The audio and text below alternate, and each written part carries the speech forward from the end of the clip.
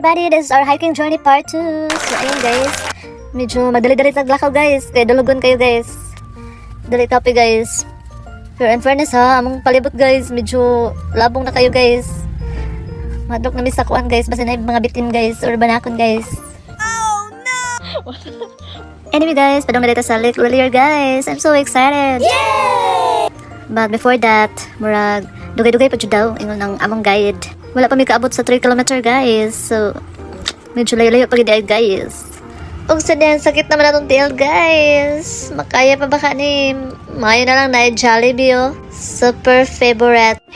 Along the way namin nadunggan ng mga natagak ng mga bato guys. So extra careful lang siya guys. Sabi na sa mga hikers.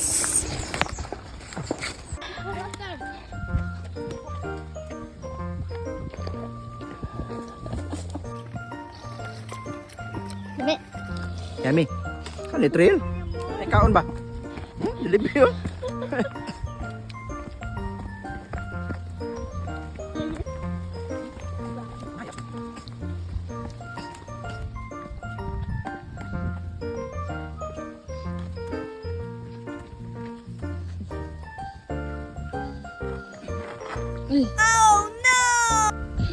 Now, padulong na ta guys. Medyo sakit-sakit na gid atong tuhod guys. Kay kapoy kayo pinungong sa bato guys. Grabe oh. I-flex na ko akong dudong nga siyan. Grabe ka fighter bata oy. Buyag.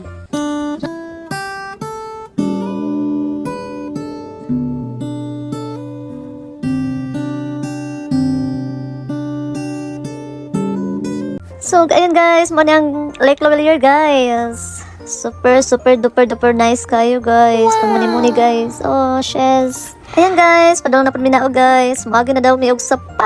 Oh my gosh, mga basta agad guys.